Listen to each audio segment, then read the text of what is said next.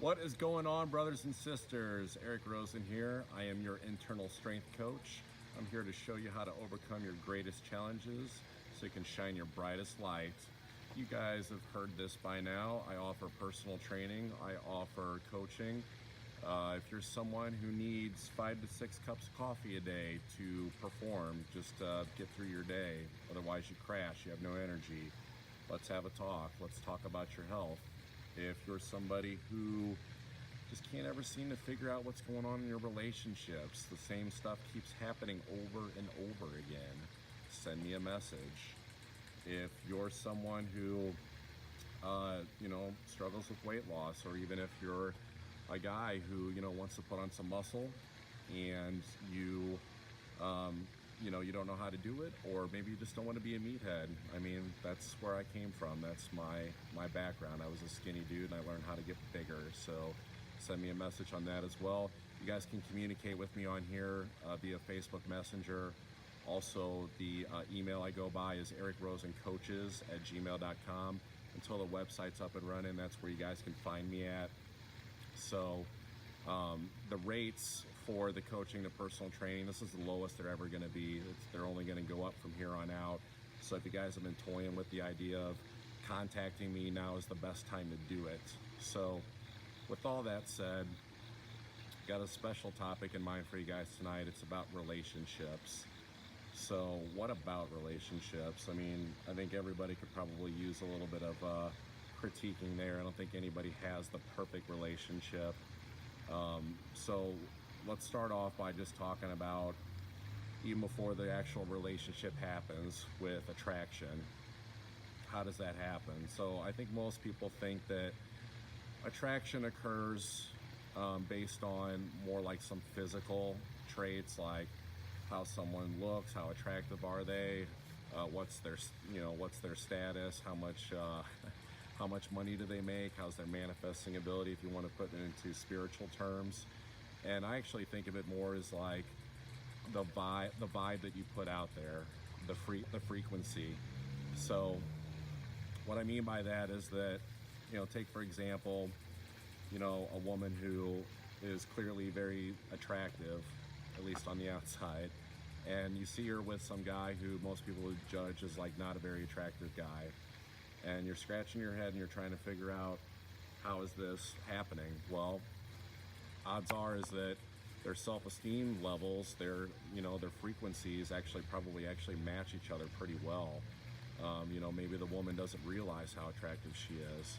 So, if you're someone who continues to attract people in your life that is not what you're looking for, I think that you need to take a look at the vibe that you're putting out there, because ultimately, the way you put yourself out in the world is a reflection of your inner world, and the people that you attract in your life, especially romantic, are a reflection of you, at least the state that you're currently in.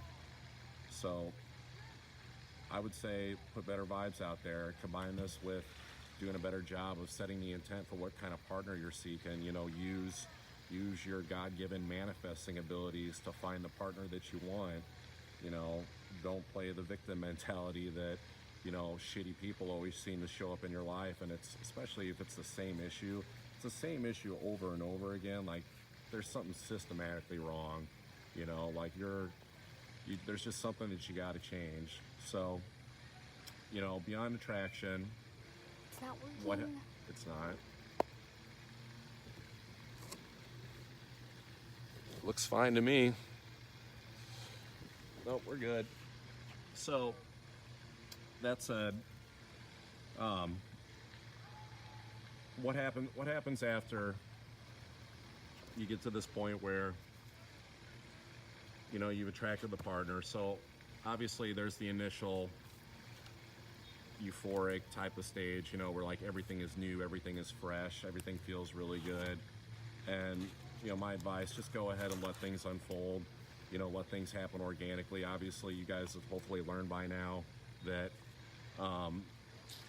you don't want to convey obviously neediness. You don't want to convey a sense of like desperation. That's not attractive at all.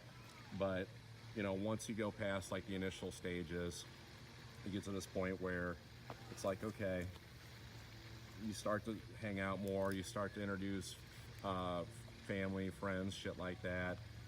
And eventually the other like bigger milestones like come up, like, you know, maybe going on vacation together, moving in together, married, kids, the whole 9 yards. And, you know, you're combining, you know, incomes, and you guys are making purchases together and all this stuff.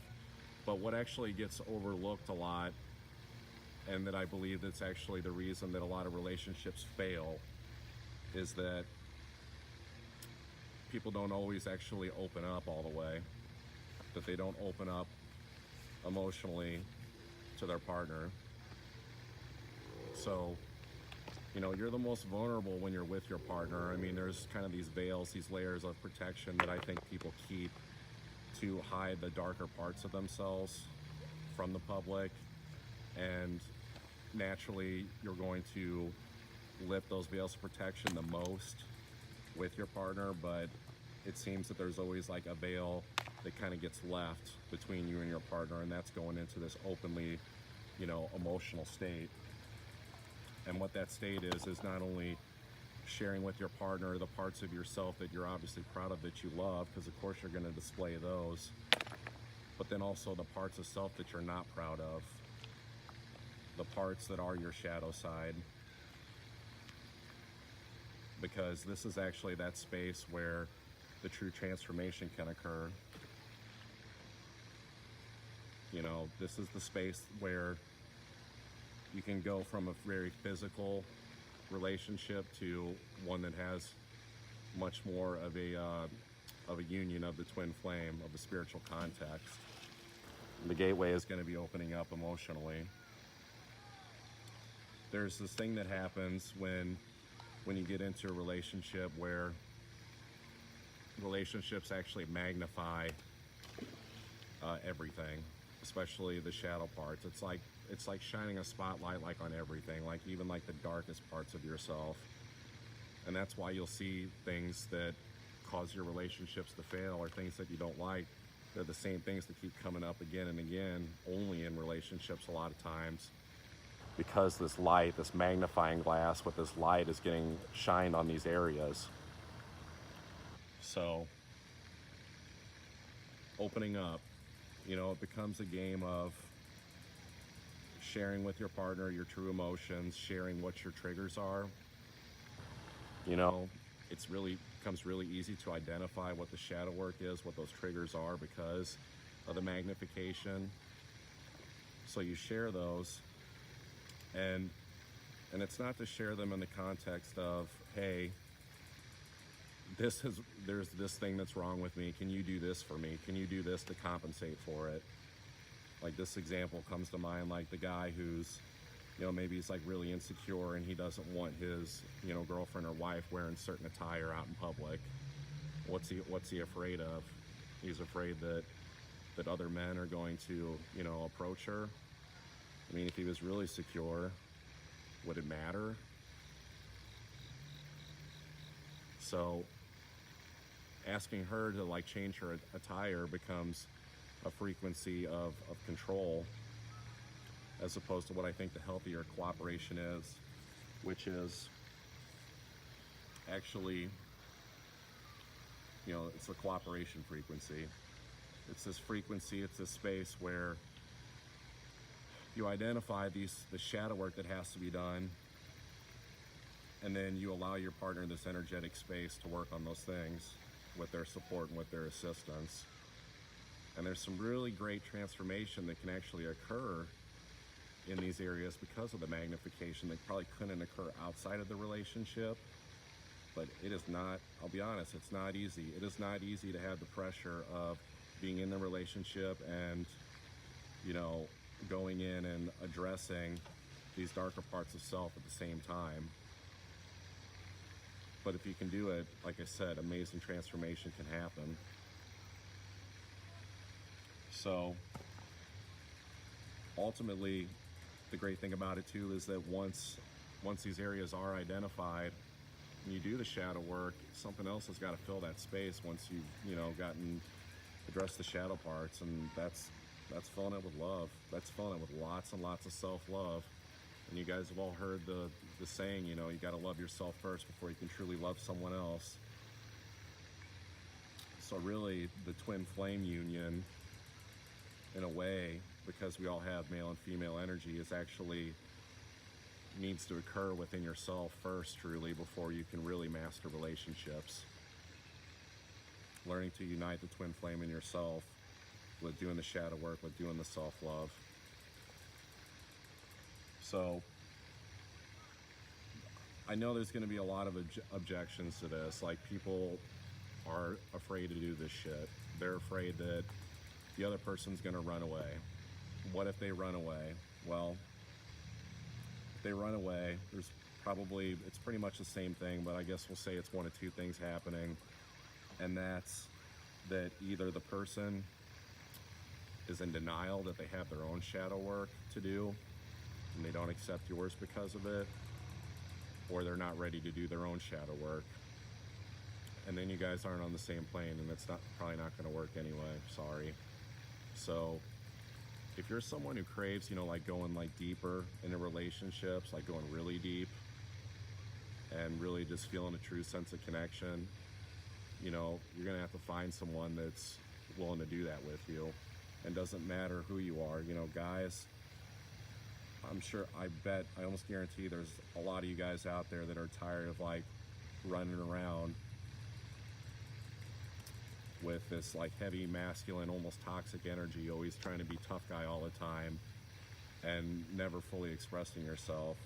So open up to your partner, and ladies, you know, accept the man, accept him, and realize that it's not realistic to expect them to never have emotion, to never feel like he's not at his strongest.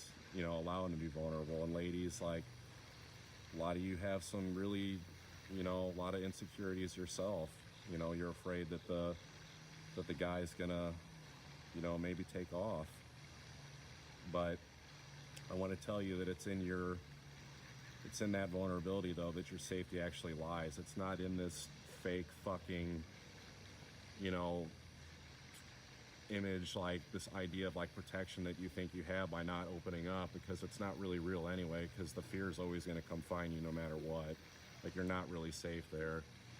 Ultimately, the safest place is going to be the place where you open up to, and it's the same dark, scary corridor that you have to go through to do the shadow work. It's also the same place that you're going to find the most truest, purest form of, you know, authentic love that there is. So, you know, people get worried about, well, what if this appears unattractive?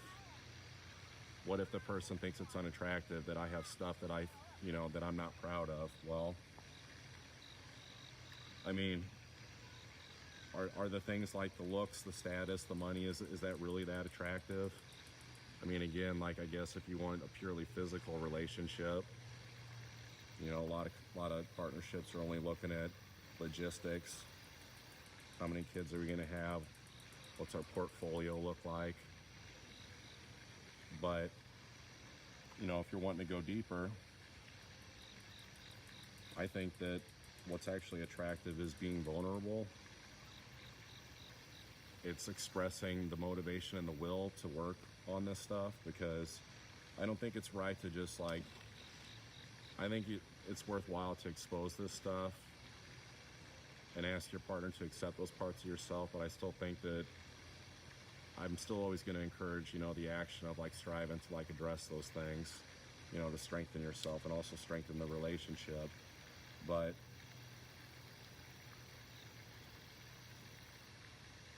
just expressing that motivation and that awareness of self. I mean, I can tell you honestly, like, of all the women that I've dated, you know, here the past couple of years, they are just blown away by the emotional awareness that I have. So, guys, if you think that it's not okay to like open up, I've done the research. That's not true. So So yeah, I think that's everything. I got everything in that I wanted to say. I wanted to take the time to kind of go through this video a little bit slower and be a little bit more thoughtful, through it, because I just feel like this is an important subject to a lot of people. So yeah, I also want to say that if you do decide to go this route that I'm describing here, that I don't think it's uncommon for things to get like really intense, to almost get too intense, where maybe the pressure is too much to try to do the shadow work and be in the relationship at the same time. So don't feel bad if that happens, and just discuss it with your partner. Tell them how you're feeling, and I would just say come up with your own solutions for that, because I mean that's different for everybody. It can mean a lot of different things. It could be space, time, taking time off to like push that kind of shadow work. But anyways, so also a little announcement, I'm going to start a little private Facebook group. It's going to be kind of like a think tank. I think I'm about 12 days into these Facebook Live videos now, and I've kind of been experimenting with a lot of different subjects, just kind of sharing stuff with you guys, but then also in terms of like presentation and that. And if you guys are interested in like being a part of this group, like kind of an open forum where you can share, feedback, and you guys are interested in joining that group, shoot me a message. I'm going to run through my friends list and actually select specific people that I feel like would be a good fit for helping me with this. And if you're like a really close friend or family member and I don't invite you, don't fucking be offended, because I probably just think you're too close to me to give me like unbiased feedback. So that said, yeah, the coaching's available, the personal training's available. So pretty much lost all my daylight. You might be looking at a black fucking screen almost right now. So I'm gonna get out of here, and I will catch up with you guys tomorrow.